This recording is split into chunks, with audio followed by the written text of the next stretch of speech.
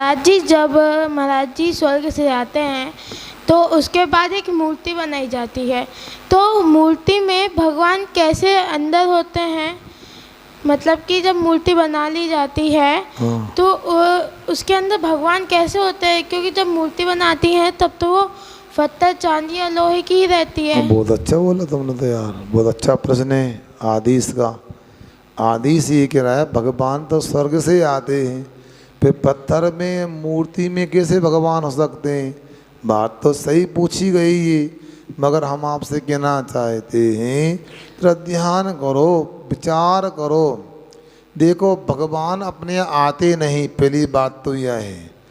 जैन दर्शन में जो कथन किया, जैसा भगवान बनने की प्रक्रिया है वैसी समझना। जैसे अपना जन्म हुआ ना, वैसा ही बालक का जन्म होता। किसका जन्म होता है?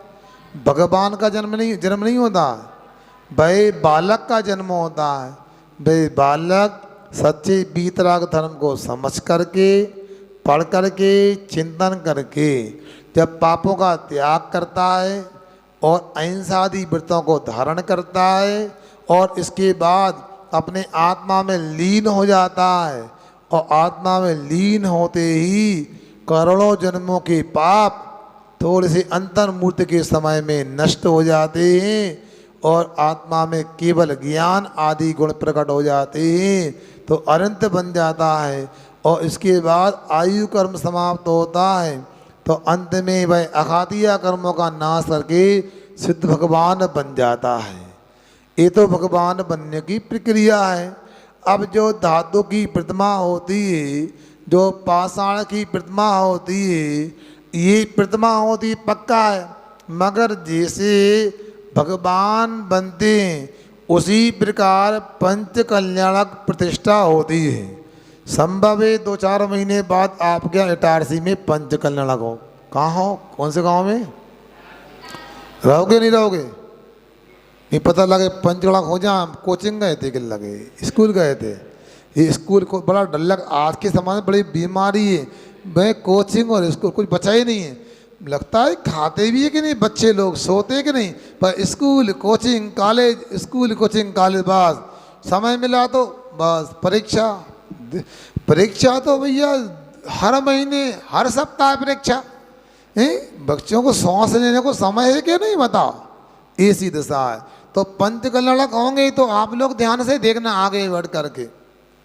तो उसमें क्या होता है, जैसे भगवान बनने की प्रक्रिया है वैसे ही प्रतिमा में क्या होता है, बाप संस्कार किए जाते हैं। पहले गर्भ के संस्कार होते हैं, फिर जन्म के संस्कार होते हैं, फिर वो दीक्षा कराई जाती है, फिर इसके बाद केवल ज्ञान उत्पन्न होता है, फिर मोक्ष होता है।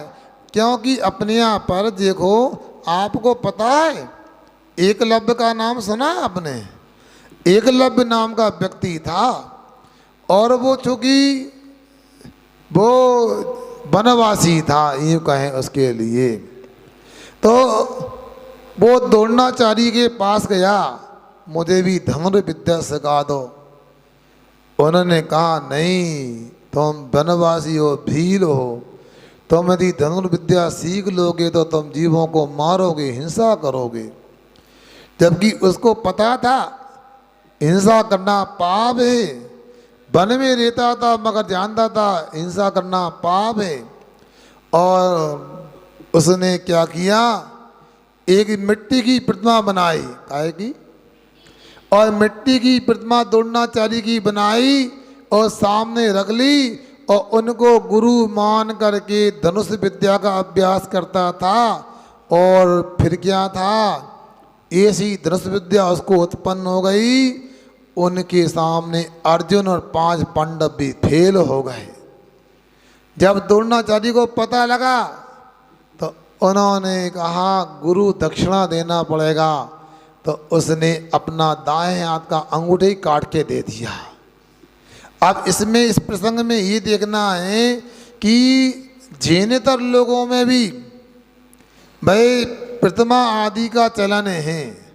और दूसरा यह है, स्थापना निक्षेप सब जगह होती है। मतलब यह व्यय हैं, इसका नाम स्थापना होता है। प्रतिमा में भी महावीर भगवान हैं, ऋषभदेव भगवान हैं, ऐसी स्थापना होती है। और ऐसी स्थापना भी कैसे होती है? शास्त्र जी में लिखा है, तदबाठ सूत्र पढ़ना, उसमें सूत्र आता है, नाम स्थापना द्रव्य भाव तन्यासा। नाम स्थापना, द्रव्य स्थापना, भाई नहीं नाम निक्षेप, स्थापना निक्षेप, द्रव्य निक्षेप और भाव निक्षेप होता है। जैसे कोई वस्तु है उसमें गुण नहीं होते, फिर भी उसका जो नाम रखते हैं वो नाम निक्षेप कहलाता है। मान लो कोई को मच्छर से डर लगता है और नाम रख दिया शेर सिंह, तो वो तो नाम है, काम तो डरपोक का उसका। अब इसी प्रकार कोई राजा बनने वाला है, उसे अभी से राजा कहने लगो, द्रव्य निक्षेप है। जो राजा बन गया उसे राजा कहना, ये भाव निक्षेप है। उसी प्रकार ये वह ऐसी स्थापना करना, वह स्थापना निक्षेप है। इसलिए पाषाण में, काष्ठ में, पत्थर में प्रतिमा बना करके उसमें संस्कार किए जाते हैं, प्राण प्रतिष्ठा बोलते हैं। उसके माध्यम से वह प्रतिमा भी भगवान के रूप में पूजनीय हो जाती है। उससे वही लाभ मिलता है जो साक्षात समो शरण में बैठे तीर्थंकर भगवान से प्राप्त होता है। बहुत अच्छा।